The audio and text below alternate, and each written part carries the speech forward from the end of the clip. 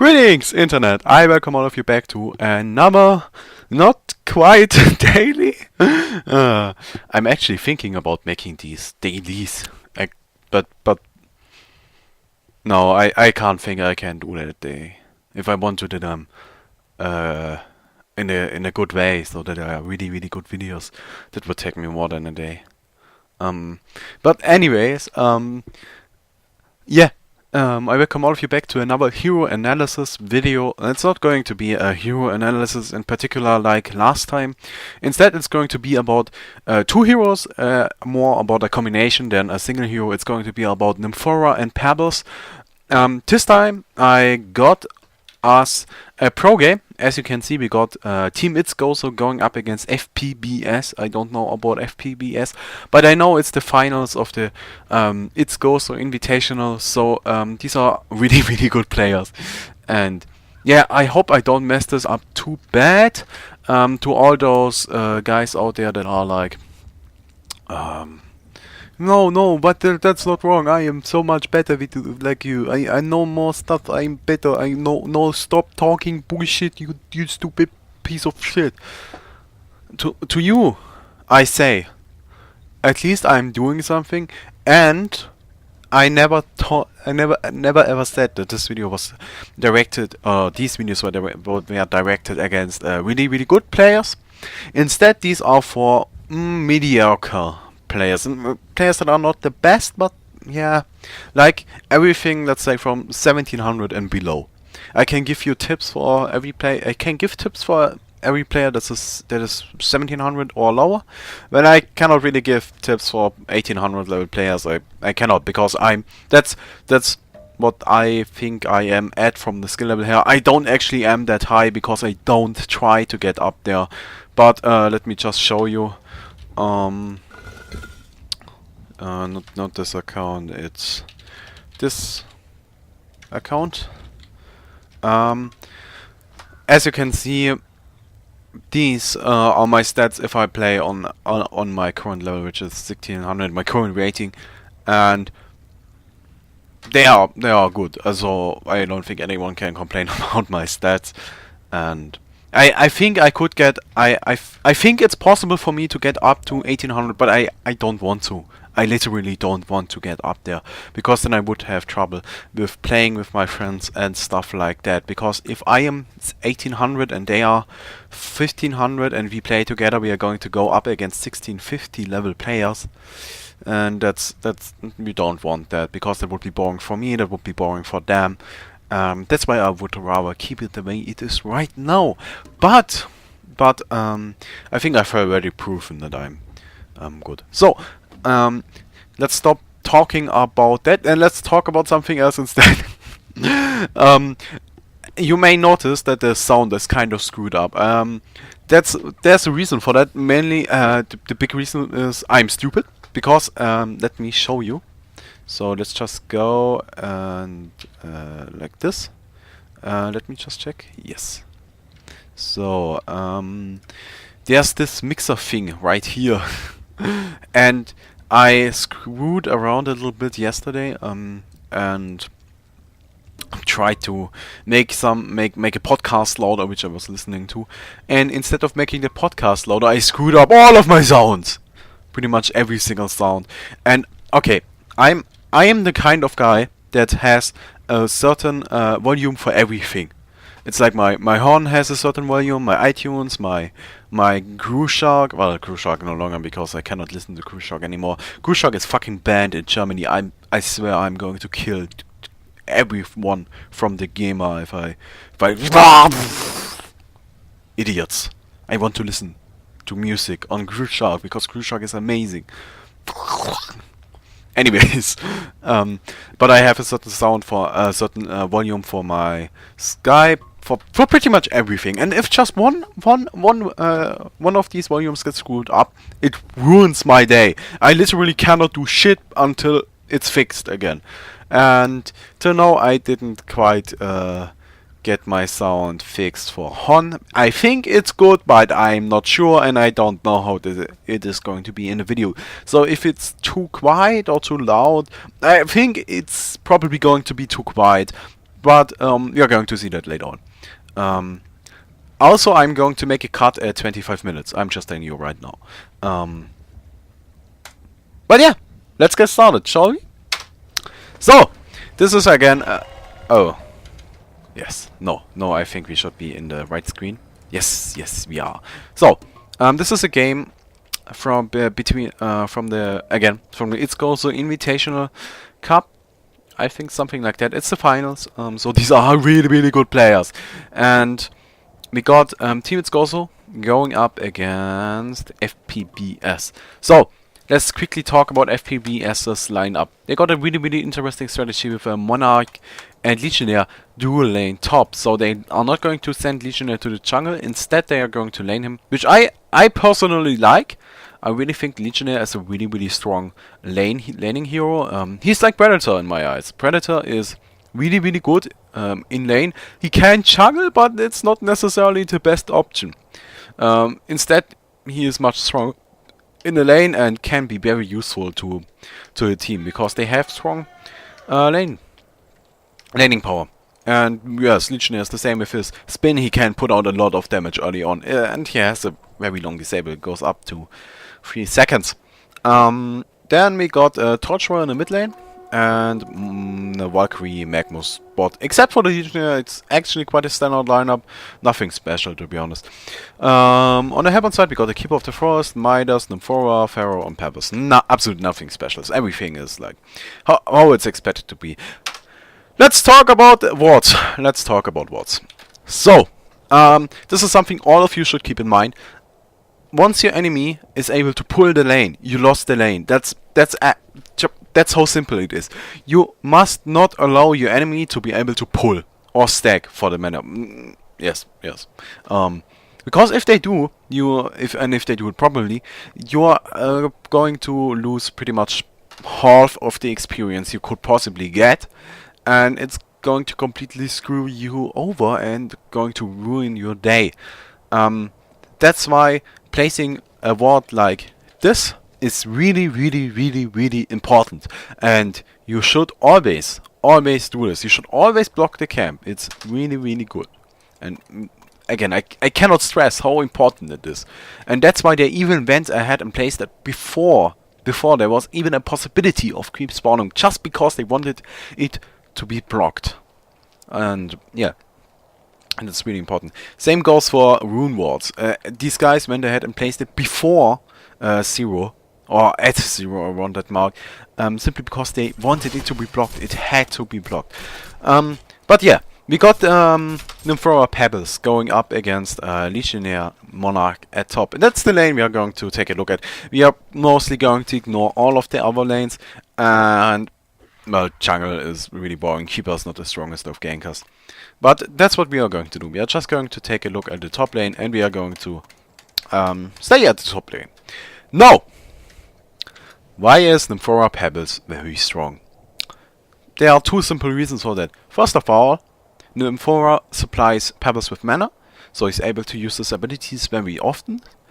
And second of all, they got a lot of stun and a lot of burst potential. They are very strong in combination, simply because they are strong heroes on their own. And if you combine 3 stuns with a lot of damage, it's going to kill someone. Quite obvious. So yeah, we are going to see a lot of that. But problem is, in the game we are just going to see a lot of farming.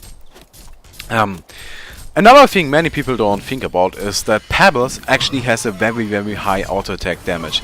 His raw physical damage in the early levels is really high compared to our heroes. If I remember correctly, he is one of the heroes with the highest... Oh, I think they took that out of the game. Yeah, here we go. I think he is the hero with the... one of the heroes with the highest attack damage in the game. What might do it? Oh, okay, so here we go. Yes, Pebbles. Pebbles has the highest attack damage in the game. He starts off with the highest attack damage. Now, why is that important? Because many people don't think about this. But in a lane, it's very important that you attack your enemy with your auto hits. People often run away from the enemy, even though they could still be hitting them, just because they don't have mana and are not able to cast any spells. But that's not really good, because just take a look at it. Monarch has 511 HP. That's nothing, because Pebbles deals 64 to 70 auto attack damage. So to say it in another word, Pebbles is going to be able to hit Monarch for 10% of his life every time he hits her. That's a lot. 10% is a lot. And that's just one hit. And you don't even need a spell for it. And if you now put Nymphora close it, they got really, really strong auto attack damage, which is something not many people think about. And I personally think it's noteworthy. This also allows this lane to be able to actually go for level 1 kills. Sadly, we are not going to be able to see this in this game. But I still chose this replay because I thought it was interesting at other points. And also Nymphora meant a very interesting skill build. But yeah, now we reached level 2, and I think the skill build for Pebbles is quite obvious for level 1 and 2, so yeah, just Chuck and Stalagmites, just to have those two.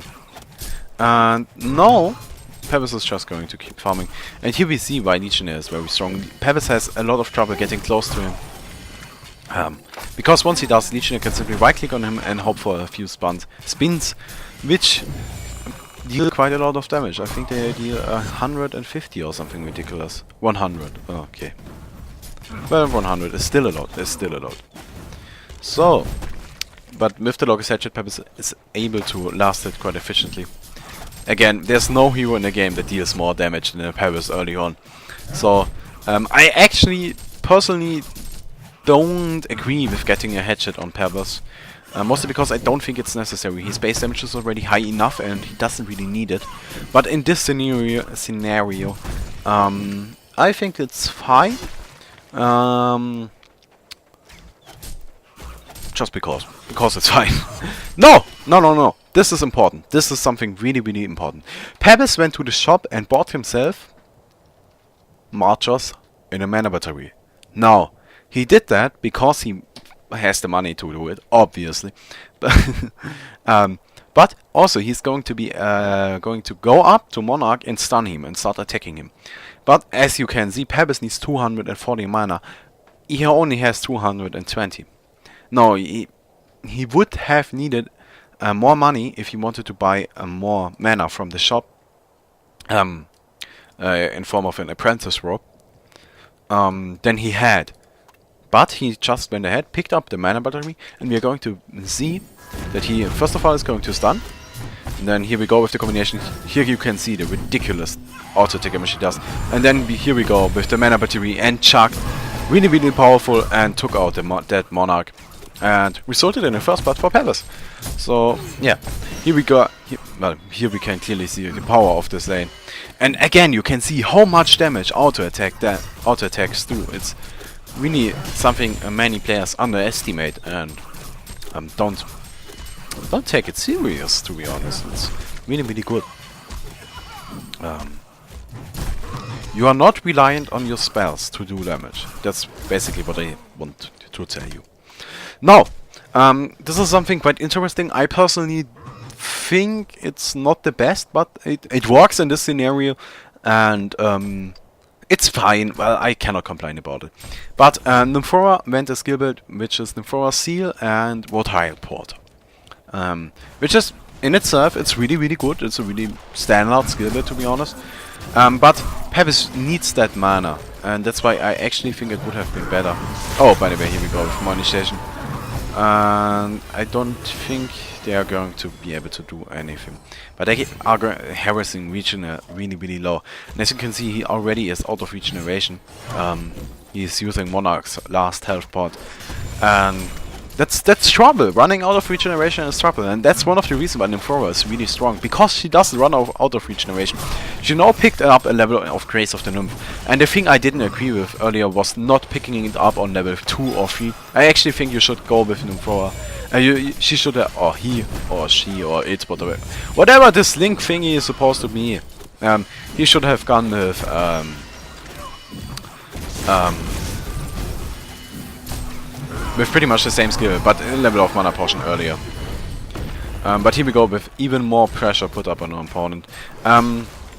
Something to note is that Lichnier went ahead, picked up his Steam Boots, and we are just going to go back a little bit and talk about that. So Lichnier bought himself Steam Boots, and instead of keeping them on strength, like most people would do because he's a strength hero, and overall strength Steam Boots are what are the good Steam Boots. You should always keep them strength. But he went ahead and changed them to intelligence, so he wastes less mana. So he's just going to charge in. He still has them on intelligence. He nukes that Legionnaire. Well, they start fighting. Legionnaire taunts him. Legionnaire is quite unlucky with those spins. But well, here we go. Chucks him. Steam was still to intelligence. No, he's going to turn them to strength. Only afterwards. So he wastes less mana. Which is something you should keep. You should do, really. It's more efficient to do it that way. Since 240 mana of how much mana he has if he is using them on intelligence, probably around around 320. By the way, he did the same over here with the Simos on agility and then Nymphora heal. It's just going to heal more health percent if you base it on a percentage, and you can switch your Steam Boots afterwards to strength because they work percentage based. So as you can see, he turned them to strength, and he now has more health than he would have had if he kept them to strength all game long. But no, Pebbles is just going to heal up. He should actually change his Steam Boots to agility, but here we go. Yes, now we are at a point where Pebbles and Nymphora are just able to completely burst down everything in their path. And I think the Legion side is going to give up on the top lane. For a good reason, as you can see, it wasn't even close. We can just go ahead and skip it back a little bit. They just walk in here and boom!